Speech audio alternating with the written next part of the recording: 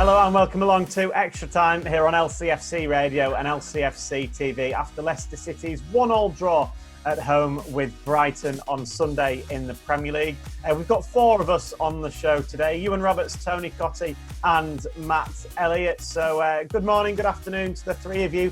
Matt, when you saw both of these, you thought you could have stayed in bed this morning? Yeah, I thought my luck was in. I mean, I had to do double bubble at the game yesterday with Tags not turning up till nigh on kick-off, and I thought you were making amends for it for me, Batesy, but no, it's all four of us having a chat this morning. But it's always good to see the boys, if not so much you. Thanks for that, Matt. Really needed that. Ewan, you were with us for the whole show yesterday, weren't you? You managed to get there on time. What did you make of it, firstly, and how are you anyway? I'm good, Dan. I'm good, thank you. A bit of a late night watching the NFL last night. Unbelievable games. Going back to yesterday, I thought first half, considering what happened on Wednesday night against Spurs, I thought it was a good performance. I thought it was a good reaction, a positive one. Should have gone in leading the game. You know, created the best opportunity of that first half when Harvey Barnes laid the ball through for Ademola Lookman, who never really looked convincing that he was going to score, to be fair, but it was a great chance. Decent save by Robert Sanchez, but he should never have been allowed to have made that save. So first half, I was pleased. Second half started ever so well, as we all know. You know, positive on the front foot, closing down, get the goal within seconds of coming out. You know, good play from Patson Daka, putting Webster under pressure. Who he forces the error by doing that. Harvey Barnes is unlucky, but you know, Daka doing what he does, you know, follows the ball through, and as TC will tell you, any centre forward worth his salt, you know, he's there for the rebound, follows things in, and he gets his just deserves. I mean, for the first 10 minutes, I thought Leicester were very good in the second half, but you have to give credit to Brighton for their reaction. Created good chances, you know, two very good saves from Kasper in that second half. Great clearance from Yuri Tillemans on the goal line. Can't remember whose chance it was, but it was a guaranteed goal had he not been on that near post. And I thought they deserved the point. A point apiece was a fair reflection on the game as a whole. And finally, good morning to you, Tony. I feel like it's been a while since we've spoken to you, obviously with all these postponed games. Yeah, morning guys. I was just explaining to you off air as well, Dan. I've had a nose operation and I've had no sympathy at all from those two. You're giving me a bit of stick, and you know, it's still swollen and all that. No, so thanks, boys. But there's not been that many Leicester games with all the postponements and with me being out of action for the last couple of weeks. But it was nice to sort of get back and watch a little bit of football over the weekend.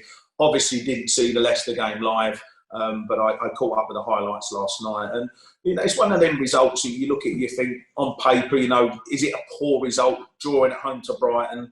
But you've also got to say that Brighton are a decent side this year. It's not one of those where they're fighting relegation and you should win easily and get the 3 points. You know, there was always going to come, give a good performance, which Brighton did, particularly in that second half. They looked very threatening. And overall, with the highlights that I saw, like I said, I didn't see it live, but the highlights that I saw, it looked like the draw was a fair result. So, you know, a disappointing end to the week as such. You know, following on, the one game I did see was obviously the Tottenham game earlier in the week, and that was a massive disappointment with the injury time fiasco that went on. But, you know, just to get only 1 point out of 2 games, you can't really say anything other than it was a disappointing return. You know, if you, in a way, you're better to win one of those games and lose the other one, really, you know, but to just get the 1 point, and that, I think Brendan and the boys will be a little bit disappointed. As I say, you've got to put in perspective, this is a decent Brighton team this year. They're in the top 10, they're above Leicester. So overall, I think the draw was a fair result. Yeah, what did you make of yesterday, Matt? Yeah, pretty much similar to the boys. I think, you know, all things considered, yesterday, Leicester weren't unhappy to get the point, really, although it probably suits Brighton more than Leicester. It keeps that gap between themselves and the Foxes, and you know, continues their sort of unbeaten run. I think, although 4 of the last 6 have been draws now, but they are a capable outfit, aren't they, Brighton? They're the sort of team, I think, if you play well, the likes of Leicester and teams above in that top 10, you know, you fancy yourself to beat them. But if you're playing at, let's say, a mediocre level, then they'll make it very difficult for you, as they have done against top teams in the country. Liverpool away, I had a draw there, and Chelsea a couple of times, similar scorelines as yesterday in the league. So, it shows you calibre of opposition you're up against, and you could see they play a certain way. They've got a belief in themselves. But, if you do get at them, you feel that you can rough them up a little bit. And I think Leicester did that in the first half as best they could on the back of Wednesday night, as Tony mentioned. But it didn't follow it through, basically, did they? And there's been a bit of criticism from supporters from different angles, saying they took the foot off the gas and tactical switches and, a change of emphasis in the game. And while I understand why that might have been, I have to say I agree with them, really. I thought Leicester were... I know the game, the tempo of the game or the flow of the game might have changed anyway, but Leicester were comfortable enough, playing as they were, just got the goal. Okay, Brighton are going to have a little phase at some stage, whatever. They're trying to get back in the game, but I just thought it's sort of... The initiative was handed to Brighton there. And a missed opportunity, as was Wednesday night, but in a different manner yesterday. Yeah, they are very... It's different emotions, obviously, Tony, isn't it, from Wednesday to Sunday? I think there's obviously disappointment in both results, but it isn't quite the same shock and surprise as Wednesday was. But it is still a disappointment, as we've touched upon yesterday. Yeah, I said that, Dan. It is a disappointing result. You can't dress it up as anything other than that. It's a home game. Leicester, as a football club now, are in a position where you don't expect to win every home game. You certainly go into the home games, putting on a good performance for the fans and trying to get the 3 points. So, yeah, it is a disappointment that it was only a draw, but it was important to bounce back after what went on Wednesday, and it's all right, it's only a point, but I can hear my old manager, Martin O'Neill, going on about every point in the Premier League is a massive point, and you never quite know how big or how small that point could be. So, they didn't lose the game. They could easily have lost the game with the chances that Brighton had at the end. So, you've got to take that as a positive. They dug deep and they did get the point, and it could be a crucial point in the end of the season. Who knows? But it was just one of those games really where they just didn't really kick on. I think sometimes we've all been involved in teams, and you get a goal up, and you don't mean to do it as a team, but just psychologically, and I don't know whether you relax a little bit and think, oh well, we're winning a goal, we're 1-0. We'll just sort of sit back a little bit. We won't perhaps push forward as much as we should do. Whereas really, you should do the opposite. Really, you should just say, right, we're a goal up. Let's try and get that killer second goal, get the game put to bed, and push on. And of course, Leicester never did that. So disappointing to only get a point, but as I say, it could be a crucial point coming into the season. Yeah, you've said something similar already this morning, and I know you said it yesterday, Ewan, about the fact that actually in that second half, in that final 20 minutes, if either side was going to win the game, it actually probably was going to be the visitors. In the last 30 minutes of the game, Dan, I think they really had the impetus going into that final half hour. Created chances. They're definitely on the front foot. They changed formation. I think Lamptey had an impact on that right-hand side with his pace. Danny Welbeck came on and he was unlucky with one header. Good save by Casper. But he was clinical with the goal that he scored. And I wasn't looking for excuses, Dan, because I think it's wrong if you look for excuses. But you look at reasons why Brighton in that final 30 minutes looked the stronger and fitter side. And I said to you yesterday, since Leicester have played Liverpool on the 28th of December, they've only played twice. Brighton have played 5 games in that period. That's a big difference. And I just think the fitness levels of both teams, for obvious reasons, for the facts I've just said, I think there was that was a major difference and a major contribution into why Brighton finished that game the much stronger side. Yeah, I guess that there are 2 ways to look at that, Ewan. You could say, well, Leicester should be fresher, but in some ways it doesn't work like that as well, that Brighton are the team that have got the fitness levels there. And they're a confident side. You know, TC said it already. They're a different side to what they were last year. They're a different side to what they were 2 years ago. And you look at their away form, Dan. That's only one defeat now in 11 Premier League games this season. You know, they've been to Liverpool and drawn. They've been to Chelsea and drawn. They've been to the London Stadium. This is a good side. And I can understand what you're saying, that maybe going into this game, having played 5 games, Brighton or Leicester should be the fresher side. But I don't think it works like that. It doesn't matter how much training you do, how much sort of practice games you have behind closed doors. If they still do that in this day and age, you can't beat playing, in my opinion.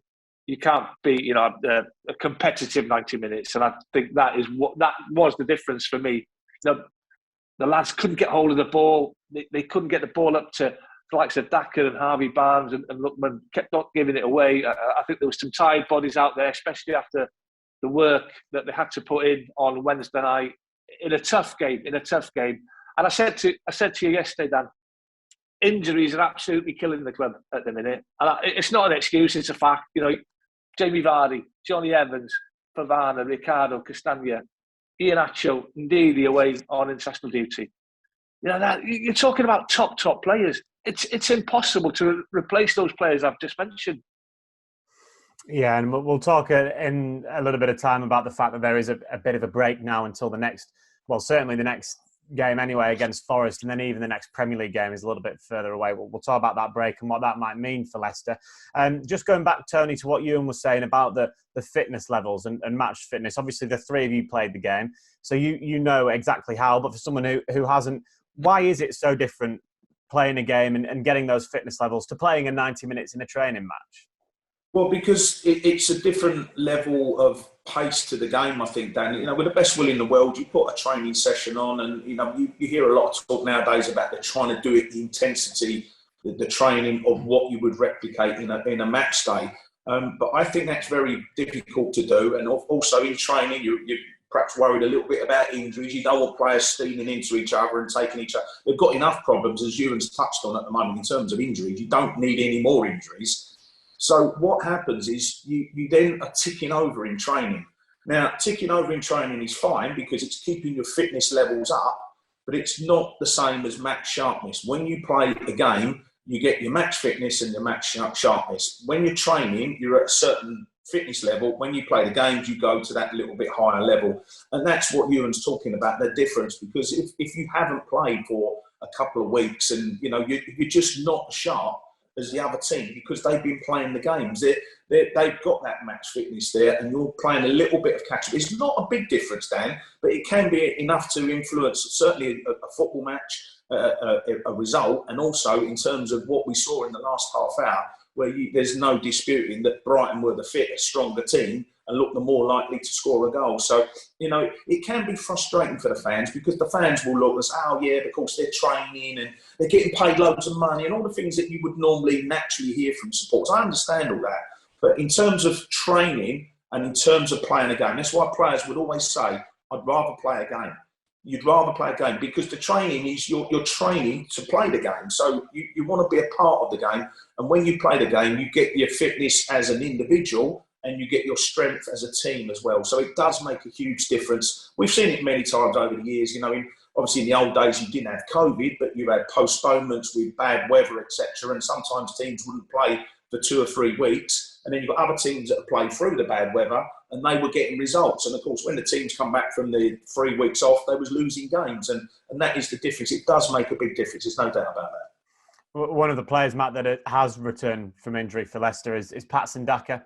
Now that is a big bonus having him back, particularly as given Jamie Vardy's injuries. Ewan's touched upon Iheanacho over the African Cup of Nations, although, as we know, Nigeria got knocked out yesterday, so that means Ndidi and Iheanacho will return.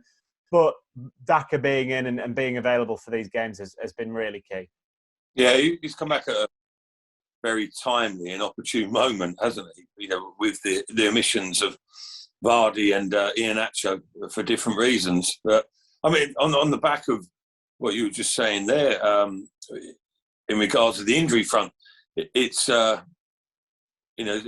probably a relevant point as well. That some of those players, you're talking about sort of lack of games, generally, but also some of those players are still recapturing their match fitness, as Tony says, coming back from injuries as well. So it's not like they were fully fit before the interlude, before the postponements.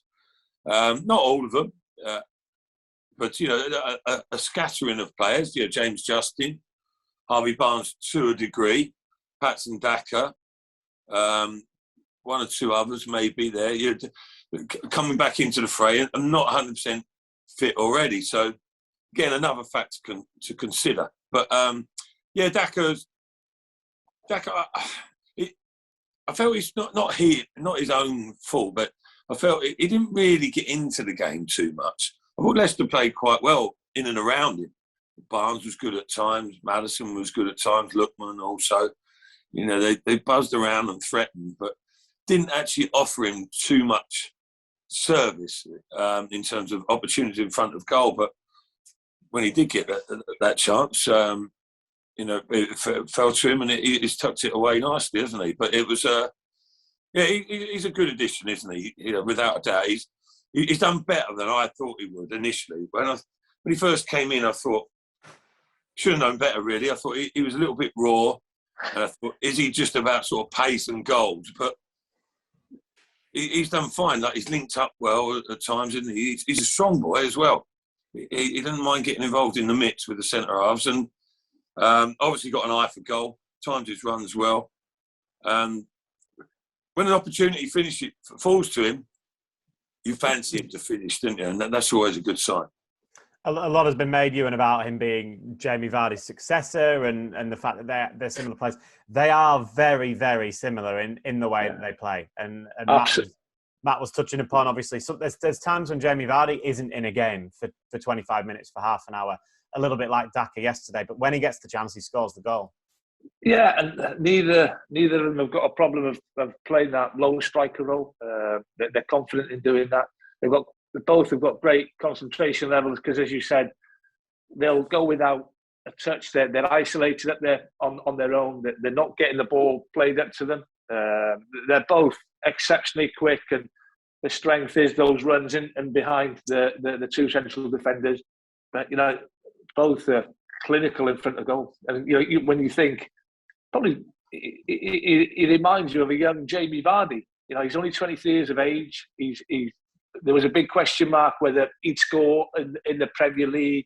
And you just have to look at someone's numbers, Dan, to think it doesn't matter where he plays, he'll score goals. You know, his fourth Premier League goal in 9 appearances yesterday, 9 in 19 all competitions. You know, you look at a lot of those from the bench as well. Yeah, you know, so it's not started, which he did. I wouldn't have thought he expected to start many games because, you know, he's not going to get in. If Jamie Vardy's fit and firing all cylinders, then he's going to be coming off the bench. It's as simple as that. He is one for the future, absolutely. You know, what did he get? 54 league goals in 82 league appearances for Red Bull Salzburg. You know, he's got 83 career goals in 170 appearances. And I don't care what level you're playing at. If you've got those types of numbers, you'll score goals. Which of his two finishes in the last week have been your favourite, Tony, do you think? Well, I like the one yesterday, Dan, I've got to say, because I like strikers that are alive and reactive as well. I must admit, I get frustrated watching some strikers nowadays because they switch off at key moments, or they'll drift out wide, or a cross comes in and they're standing on the far touchline or something, and you think, get in the box. You know, the thing with football, Dan, is it will change and develop a little bit over the years, but the basics will always stay in place. And the basics for a centre forward is, if you're going to get your goals, if you want to get 20 goals, for example, in a season, you've got to be inside the penalty area, because that is where you're going to get 15 of your goals. If you're an exceptional player like Jamie Vardy, you'll get the occasional goal from outside the box, penalties, etc. But your tap-ins, your bread and butter tap-ins, they're the ones where you notch that up, boom, boom, boom, boom, boom, and you get your 10 tap-ins a season. Then you're looking at getting your 20 goals. And, you know, what I liked about Patson Daka yesterday with the goal was he was alive, and he followed up, and he was anticipating that the ball was going to land at his feet. And that's half the battle, to be ready for the ball, because when the goalkeeper makes the save, again, sometimes the goalkeepers make the save and then the player reacts. But you could see he was waiting. He's thinking, he's going to palm it out to me. And when he does, head over it, get your knee over it and get through it, which he did, and he followed up. And so I like that aspect to what he did yesterday in terms of the goal scoring. He's one for the future. There's no doubt about it. And and I think the question has been asked for the last 5-6 years: how do you replace Jamie Vardy? Well, I think they've got the replacement there. He needs to develop. He's still only young. He's lucky because Jamie's still at the club. You've got Iheanacho as well, so they can bed him in. And Brendan's fantastic, isn't he? At like looking after players and dropping them in, taking them out, playing them at the right time, which is what he will do. He'll look after him. I think the biggest concern for me will be whether Patson is happy to sort of be a squad player over the next 1-2 seasons, whatever it might be. When Jamie says, right, that's it, I'm abdicating, I'm taking the crown off, I'm going to pass it over, you've got a ready-made replacement. It's not just his goals as well, Dan. It's his overall forward play. It's his link-up play. It's the fact he plays on the shoulder. Kelechi's a different type of player. He likes to wander in and come in, play between the midfield and the forwards. Also a good finisher. But what I like about Patson, he's on that last defender. And Matt will tell you as a defender, you do not want someone on your shoulder. You don't want someone looking to get in behind you. That's what he does. That's what Jamie Vardy's done. And I think, it's exciting to think that Leicester might well have found, the next Jamie Vardy as such. The fans have clearly taken to him as well, Matt, haven't they, Patson Daka? Yeah, he's got a nice, amiable, sort of friendly manner about himself as well. Not that that's part of an important part of a striker's makeup, but yeah, he people warm to him, don't they? I think anyway, and they want him to do well. And obviously, reasonably big money signing coming in, and supporters, are looking and giving him that backing to do as best he can, and he hasn't disappointed, has he? It must be quite daunting for him to come into the environment, behind Jamie Vardy, who's such a Premier League legend, basically, isn't he? Never mind Leicester City legend. And, you can be slightly overawed by it, but accordingly, apparently, Jamie Vardy has helped him along. He's been in touch with him and given a bit of a personal touch and made him feel at home, etc. And Brendan Rodgers as well, as Tony says, and saw the rest of the squad, and he's fitted in really, really smoothly, hasn't he? And probably operating ahead of expectations at the moment, as we mentioned already. One for the future, but he's not doing too bad right now. When he gets his opportunities, and he can play. Yes, he's sort of second choice or backup to Vardy in particular, but he sort of forged himself ahead of different types of players, as Tony mentioned there. But he was getting in the team, excuse me, ahead of Kelechi Iheanacho, playing a slightly different role, but that's who Brendan was opting for. And we all know Kelechi's goal record of late and the way that he's played, but he can play in a dual striker setup as well. Him and I think there was at least one game, wasn't there, where him and Vardy were the options, and there's two. Liverpool away in the cup, they linked up really well. Of course, yeah, exactly. And again, there's another missed opportunity, but we won't deliberate those points. But no, as a defensive unit, you wouldn't want to come up against Vardy and Daka, that's for sure. So it might not always be a case of, Vardy's fit, he's on the bench. At times they might operate together, but he's a handful. As Tony says there, one thing as a centre half, particularly me, because I was slower than the average bear boo-boo, I'm afraid. Going up against, it's always makes you fearful. Even if they're,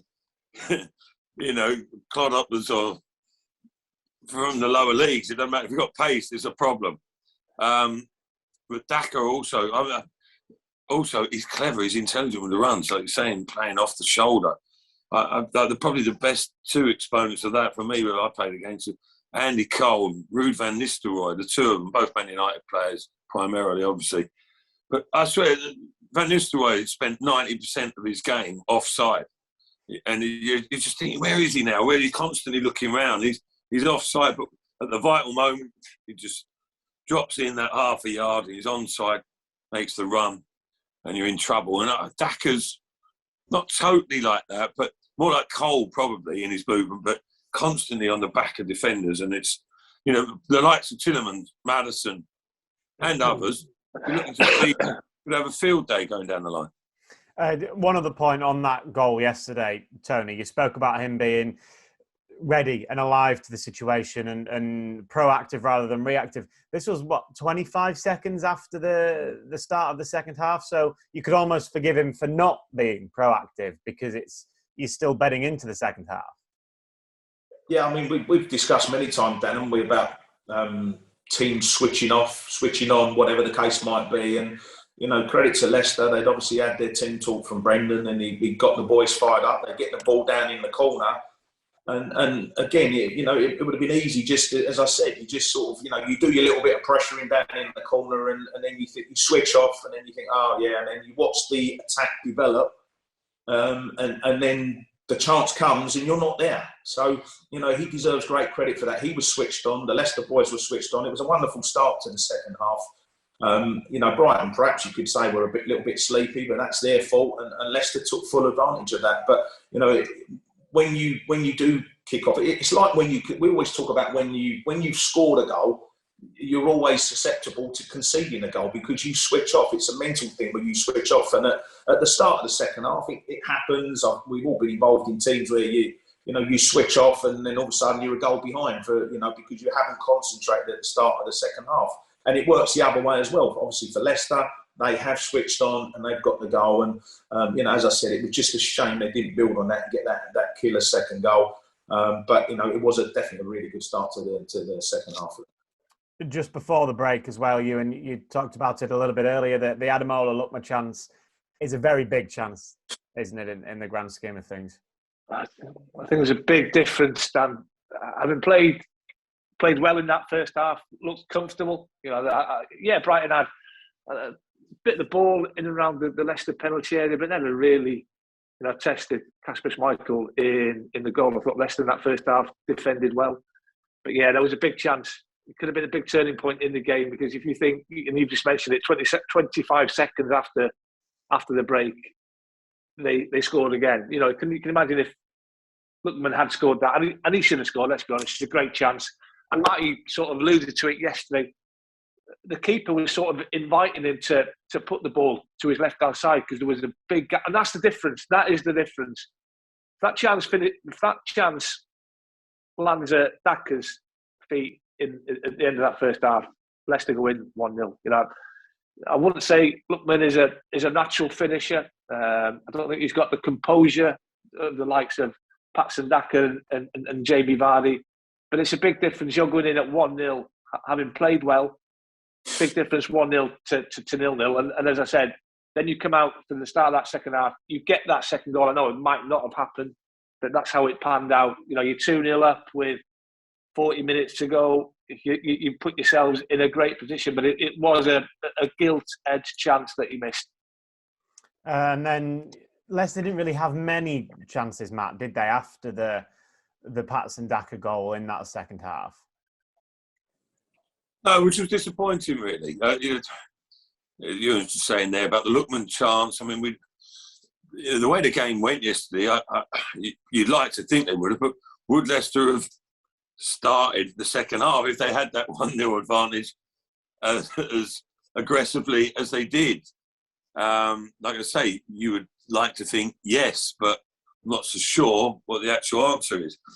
Because, on the evidence that we saw yesterday, I don't think it was necessarily as intentionally stark as it seemed, but, there was almost, of course, they were still trying to sort of play on the counter when they could. But after scoring that goal, there was sort of a 5-minute period where things settled down a bit. And then it was right, okay, we've got this lead and let's look after it rather than let's extend it. And I think that's always dangerous. Again, I don't know whether it's intentional. I think it's something that Brighton do quite regularly. which is part of the reason we spoke about it before the game yesterday, why they've got so many draws this campaign and in seasons gone by. You know, they're a capable outfit, but they're not cutthroat. You know, they struggled a little bit on the goal front, and I think Leicester were guilty of it a bit yesterday. I mean, you know, it's quite clear to make that point really with, you know, the tactical switch that Brendan Rodgers made, you know, putting the 5 in at the back, and it was a 5 more than a 3, wasn't it? And then the 3 in midfield, and it just got overrun a little bit out, you know, out wide midfield areas, and Lamptey came on, caused problems, etc. And Welbeck, of course, as well. You know, there's a bit more of a presence up there, a bit more cutting edge to their attacking play. But Leicester, I don't know, Leicester struggled to make any headway, really, didn't they? You know, I think it was partially because they was thinking, right, we've got the lead, let's try and protect it. There's two ways of looking at it. Leicester's strength is going forward. Most of the season it has been. It was spoken about the goals that they've scored. That's not a problem. Sorting out the defence. So you can semi-understand, you know, making the change, thinking, right, we've got the lead. We'll maybe still be a threat. Need to shore things up in terms of numbers at the back. But it had a bit of an adverse effect on this occasion. Sometimes it's worked. Maybe it was a little bit early. Maybe a little bit early in the game. But, you know, regardless of the system, Leicester were unable to sort of get any rhythm about their play, were they? You know, which they have done before when they've changed to a 5. You can understand the thinking, Ewan, behind it, because Brendan Rodgers has done that a lot, and it's often worked. But it is just frustrating looking back, knowing how it ended up ending, if you know what I mean. But at the time, it was an understandable change. And I don't think the change of system was the reason that Leicester dropped 2 points from a winning position. I just don't think they kept the ball as well as what they're capable of doing. Yeah, you look at the midfield. James Maddison never got on the ball. Tielemans didn't get on the ball in the last 30, 35 minutes. Never got the ball to Harvey Barnes. Never got the ball out to Ademola Lookman, which means, you know, if you're getting balls further forward, it means as a team you can squeeze up towards the halfway line. They were camped in their own half for far too long in that last half hour. And I don't know what it was, but the rhythm, the passing, things that Leicester are very, very good at, they just weren't there. Yeah, and it was that probably is the disappointment that we've been speaking about, Tony, as well. You look at it on the face of it, 1-1 at home to Brighton. You want to be winning those types of games, but it's more the context of particularly that last half an hour that's probably the most frustrating and disappointing aspect.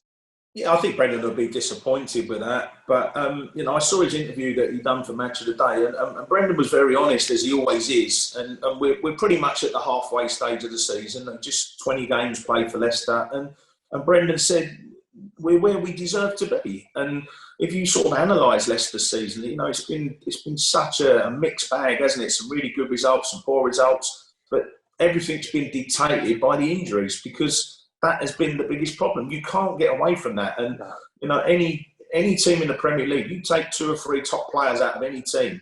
You know, I mentioned it before, Liverpool 2 years ago, defending their title, and they lose their 2 centre-halves, and they're nowhere near it.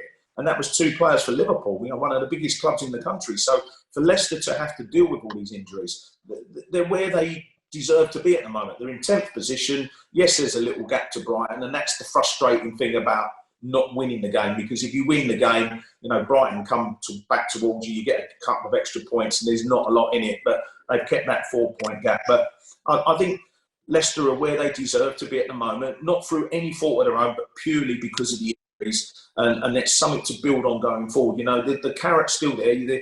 There's not a lot of difference in terms of the points. You can go on a run, win 2 or 3 games on the trot, you get players back, and then all of a sudden you're looking to push on Europa League, and who knows, that 4th position in the Champions League, no one seems to fancy taking control of that position either at the moment. So, you know, I think it's still there for Leicester. They just need to get the players back, and they need to get a few more positive results. The break is going to do them the world of good. I know you said we're going to speak about it, Dan, but I think if any club needs a break at the moment, it's probably Leicester. Lovely segue, Tony. You've done my job for me. Thank you very much. And the 10th of February is Leicester's next Premier League game, Tony. Obviously, before that is the small matter of playing Nottingham Forest away in the FA Cup. But it is at least now, 2 weeks until that FA Cup game. 2 weeks and 3 or 4 days until the next Premier League game. So it is a nice break now, which is desperately needed, not just for the players that have been playing, but for those returning as well. Well, there's a lot of players that have played a lot of games. So you would look at those players and you would say, I'm sure Brendan he'll say, boys, go on, if you can, if it's possible, we all know it's difficult times to travel at the moment, but he might say, go away for 4 or 5 days. Or just have 4 or 5 days where you don't go into the training ground, or spend some time with your family, whatever it might be. The ones that have played a lot of games, they probably need a rest because they've been doing incredible shifts for the football club. You've then got the ones that are coming back from injury. They need to be at the training ground. They need to be recuperating, getting themselves better, doing extra work and trying to get fit. But the break, it's good timing for the break. Hopefully they can get a few of the bodies back, get the boys back from the African Nations Cup, and then you then look at what you've got ready to go in 2 weeks' time. We all know we've spoke about it, we know how tough that game's going to be, especially with Leicester being the holders. It's going to be an intimidating atmosphere. They need to put out a really, really strong team against Forest. You then get I think it's another week or maybe 8 days before you get the next Premier League game. So, that's all good news for Leicester. But you then get to the scenario. Well, I suppose everyone's in the same boat because everyone's going to have 2 weeks off. So it's not what we were saying before, where teams are playing and Leicester aren't. We're now talking about, a blanket 2 weeks where everyone's got to rest, everyone's got to recover. I'm a big fan of it, Dan. I know there was a lot of talk about the mid-season break, and I think the only question mark is when do you do a mid-season break? Should it be over Christmas, New Year? No, because we love those fixtures. Should it be the first 2 weeks of January? Maybe, I don't know. But obviously, this is a later break, but this will work in Leicester's favour. I've no doubt about that. I'm sure you'd have enjoyed the winter break, Matt, wouldn't you? When you were playing, you'd have jetted off somewhere. Possibly. Yeah, I might jet off somewhere these days. Although Skegness is a bit cold this time of year, and it's all I can afford these days. But yeah, no, I don't know if I like the winter break. I suppose you would, yeah. In truth, you'd nip off somewhere, couldn't you? Somewhere nice and warm. But like Tony's saying, really, it sort of prolongs the season anyway, doesn't it? You do look forward to the end of the season as a player. It's weird because you like the games as well. You want to be playing, not training all the time. If you have that little break, it will serve Leicester well. Now, of course, without a doubt, it's come at a very good time. But it can work sort of, I don't know, adversely down the line because maybe it's more condensed towards the end of the season because of the break, and then you go into international tournaments, etc. And the break, it's relentless. One way or another, you're playing a lot of games, aren't you? Whether you have the break or not, to be fair. But this has particularly come at a good time, isn't it? Recouping players from the African nations coming back, like I say. I'm not sure if anyone else is imminently due back on the injury front. Perhaps 1 or 2 players within that 2 week period. But can't enjoy yourselves too much on any sort of break because that game against Forest is massive. Loads of people, talking and buzzing about it. I was going to say already, they've been doing it for a week or so. They're really looking forward to the fixture. The balls come out the bag unbelievably, didn't they? And that's set up nicely and good incentive, really, I think, for the players as well to sort of target that and be mindful. If they do have a few days off, it'll still be in the back of their mind. They'll be focused already, looking forward to that. Yeah, I think there were mixed emotions looking at the African Cup of Nations result last night, Ewan. From a Leicester point of view, I was looking at social media. Some Leicester fans, they were disappointed for Kelechi Iheanacho and Wilfred Ndidi because were they? Are you sure? Yeah, I think you want to see them be happy and do well because they're playing for your team. But to get them back, and they will be back now, is a massive bonus. But again, obviously, we are disappointed that they weren't able to go further with Nigeria. Yeah, you like to see lads that play at your club do well at international level. But you are talking, 2 extra bodies. Indeed, he goes straight into the starting 11. in my opinion. It's been a different season for Cottee this season. He's been in and out, hasn't had the opportunities that we thought he would do after finishing top scorer in all competitions last season. But this is a massive month. February is a massive month for the football club, Dan. I think it's a pivotal month. I think it's the busiest month of the football calendar season for Leicester City. I think they've got 7 games in all. The FA Cup. You look at the league games they've got coming up: Liverpool, West Ham, Wolves, Leeds, Arsenal. 4 of their next 5 league games are against teams in the top 4. So top 4, top 5. So there's some tough games. Obviously, they've got the first leg of the Europa Conference League, is it, against Randers? So it's a massively important month for the football club. There's a nice special guest as well during that answer, Iwan, in the background. Oh, she's getting her breakfast. Is that why you're smiling? She's starving, bless her. It is going to be a big month, isn't it, February? Again, Tony, which is why probably this week, this break is so important leading into that, what is going to be a very busy and tough month.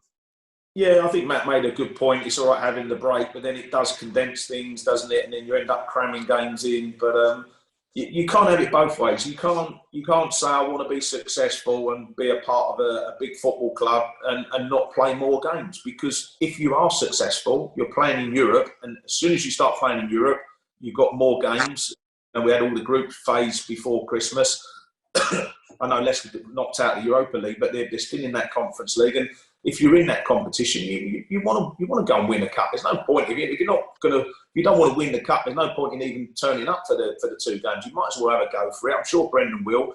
Yeah, he might sort of put a few of the squad players out for that, but there is going to be a lot of games in February, a lot of tough games, as you mentioned there. So, they need the break. They need to get the players back. But, hopefully the injuries will start to just ease off a little bit, and then Leicester can look forward to what's going to be a big month for the football club. And, and hopefully come the end of February, they're certainly still in the FA Cup, because we all want that, especially with them playing Forest. And then we can then start to look forward to the European games off the back of some big Premier League games. Yeah, an interesting point that Tony's making, Matt, about the Conference League, because obviously it's a chance for Leicester. If they win the competition, they'll be in next season's Europa League. And the way things are going in the league, I'm not saying they're not going to finish 6th or 7th, but the way things are going at the moment, that would be a great opportunity to get into the Europa League this season. Yeah, it's dare I say, it's looking Leicester's most likely route, maybe, for the Europa League at present, but things can change quickly. Again, the injury front has been catastrophic, really. So you would, I don't think it's any guarantees, but I think you would expect Leicester to finish stronger than they've started, for sure. Over the course of the next 18 games or so, it doesn't sound that many, but a lot can happen within that sort of period. And I think obviously there's a lot of other games to consider as well. We're in the Conference League. I think it's going to be a bit of a juggling act for Brendan in terms of personnel, but depending on who they come up against, you would think that Leicester could chop and change a little bit, because they do have depth and more than a certain amount of quality in the squad to cope with the level of opposition that they're going to be up against and still proceed. So it's difficult sort of aspect of the job, the manager stroke head coach, but you'd like to think, if Leicester gets somewhere near or somewhere close to a fully fit squad, they'll be able to finish the season strongly. Who knows in the FA Cup? Got to get through the next tie first, which is obviously going to be difficult, but then and go on, and excel in the conference. It's a bit of a new challenge, and it's not ideal. We know that, but I think it deserves serious attention. Any of the results, Tony, across the weekend that caught your eye? Well, there was a couple of results, Dan. Yeah, I know you asked me that, so I was thinking about sort of the big games of the weekend, and probably not the ones that would normally stand out, but I felt in terms of what's going to happen managerial-wise, I think there was a big result at Watford on Friday night, because I think we will find, and you don't like to see managers losing their jobs and leaving their jobs, but obviously a big connection with Leicester, but I'll be very surprised if Claudio Ranieri is still in charge. Their next game, Watford, is away at West Ham, and I think after that result, especially losing at home to Norwich, he's under big pressure. I think they've lost 10 out of 13 or whatever it is since he's been in control. And you just seem to, the vibes and the newspapers this morning speculating. So I wouldn't be surprised if Claudio unfortunately loses his job over the next couple of weeks. And the other game that I did watch, which was the early kick-off on Saturday, was the Everton game as well, Dan. Obviously, a vested interest for me there, and Everton were disappointing again, another home defeat, and they are slowly getting sucked into a relegation fight. So they need to make an appointment in terms of their manager. I don't know who they're going to go for. I think Wayne Rooney's been linked with the job, and also Frank Lampard as well. So obviously two wonderful footballers, particularly with Wayne and with his connection with Everton. So I think that possibly would be a good appointment. But that's a big job. It's a massive club. And you're going into a club that is, they keep losing games. They've got a decent squad of players, but they need to get results. So I think those two results for me were the two sort of big games in terms of managerial sort of merry-go-round that's going to happen over the next couple of weeks. And a quick word, we can't mention that Watford-Norwich game without mentioning the goal from Josh Sargent. How good was it, Tony? Oh, it's a brilliant goal, yeah. It's one of those goals, and you when it first happens, you think, oh, that looks a bit lucky, but if you look at the skill he's done to do it, the little flick, it's behind him. It was probably the only thing he could do to get the ball into the net. It was a wonderful goal, and he's a good young kid. I'm sure Ewan would know a lot more about him than myself, but he looks a really good prospect in that, and that was a really good finish. Anything else that caught your eye, Ewan, across the weekend? Like TC's mentioned about the relegation battle there. And Everton being dragged into it. I think you can add Leeds into that as well after Newcastle going to Ellen Road and coming back with a great win. And I noticed Newcastle have flown off to Saudi Arabia for a bit of warm weather training over the weekend. I think we have to give credit to Southampton, bringing that Manchester City fantastic run to an end with a really good 1-1 draw down at St Mary's. But like TC, the one that probably stands out mainly for me is two of my former teams. Going at it on Friday night, and fantastic win for Norwich City. Finally, then, Matt. Well, you haven't left not got many left. I was going to say, you've not got many left. But to be fair, I mean, the one obvious one, really, not that it has a massive bearing, but it was the Chelsea game yesterday against Tottenham. I think, Tottenham were pretty impressive, really, I thought, against Leicester in the week. Leicester did pretty well to get in the situation they were in. Obviously, things fell apart. But, I thought what was evident is that obviously Harry Kane quality, but to be a Tottenham player, it doesn't happen easily. They're good players and good outfit. They're better than they're given credit for. People like to sort of ridicule them because they've had a bit of a dodgy time of late, but before Conte came in, but 8 games unbeaten, was it? To go up against Chelsea, who was supposedly struggling a little bit for form. I thought Chelsea looked really powerful. Looked, just quality everywhere you looked, and experience quality as well. And it was they looked to be back on track. Probably not going to concern Man City too much, but people were thinking about Chelsea need to look over their shoulders for the likes of West Ham, Tottenham, etc. Perhaps pinching 3rd spot, never mind 4th spot, but I don't think that's going to happen. They looked like they were back in some sort of rhythm. They had an edge about their game. The quality for the first goal was unbelievable, wasn't it? It was actually there, but there was an intensity about their play. They look like they're back on song now, Chelsea, to me. Right, we'll go and do our football Jenga then to end the show. I do have to make a public apology, Ewan, don't I? Were you waiting for it this whole time? Well, I thought you might have come out with it at the beginning of the programme, Dan, but I'll let you say what you've got to say. I was tempted to, Ewan, but then I thought I'll save it for football Jenga at the end.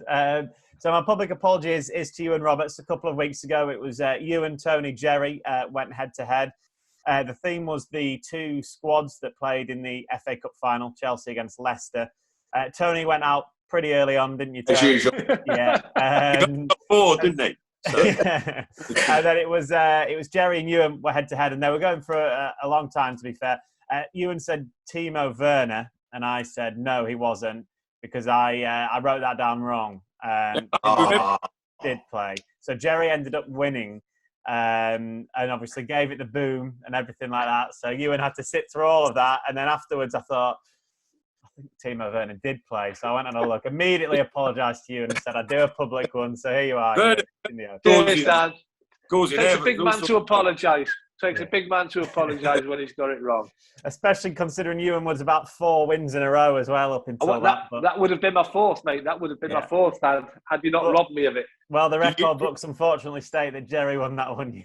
There'll be an asterisk. There'll be an asterisk by the side of it. Do you think you'd have done him, Ewan, in the end? No, I don't think I would have, to be honest with you. You didn't have any left.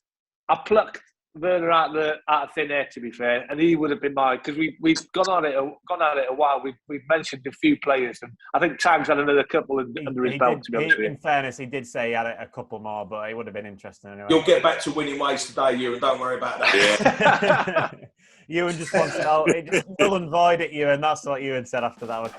Right, okay. So the theme today is... Got TC, we've got to work together on this one, mate. I know, man, I know. Any of the teams in England's top 4 divisions that won a game over the weekend. So Friday, Saturday, Sunday, any of the teams in the Premier League, Championship, League 1, League 2 that won a game. My money is heavily edged on Ewan Roberts here again, but only judging from Tony and Matt's reaction there. Hang on, but we'll see. Let me make a phone call. Yeah. I'm putting some money on Ewan as well. Hang on, mate. Right, okay. Matt, you can kick us off then, please. Can I? Yes, please. Can you think of one? Chelsea. Yeah. Tony, please. Man United. Norwich City.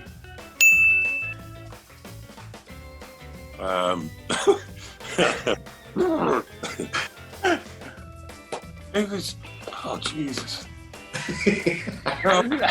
Weather freaking blankets. Okay, not Forest. Yeah, good. Good shout. Derby. Good guess, man. Good Derby, yeah. No, I knew they beat Derby. I've sunk to the Championship already. Villa. Yeah. That's what I was thinking of. Wolverhampton Wanderers. Fulham. Newcastle. Bristol City. Good shout. I was there, that's why. Oh, right, okay. Oxford United. I haven't said Liverpool, have we? You haven't said Liverpool? Yeah. Birmingham City. Oh, good shout. I do know these ones. We're guessing now, Matt. You know we are, so just pluck a guess, Matt. We are a bit, aren't we? Bournemouth. Oh, no, they lost. I won't say who they lost to, but they did lose. Right. No, They lost to Hull. I must admit, I didn't pay too much attention to the results in the lower divisions at the weekend. But I think Huddersfield had a high-scoring away win against someone. I can't Great remember. shout. Reading, Oh, yeah, great shout, TC. Yeah. Oh, look, he knows the opposition and everything. No, just quit now, mate. QPR. Yeah, beat Coventry. Struggling now. Let's have a guess. Wickham. No. They lost to Lincoln. Yeah. I'm guessing, Matt. I was always guessing. Go on, You've Ewan. got to get one right, Get Ewan. one to win it. Swansea City. Yeah. All the Welsh ones, look. Hey, see?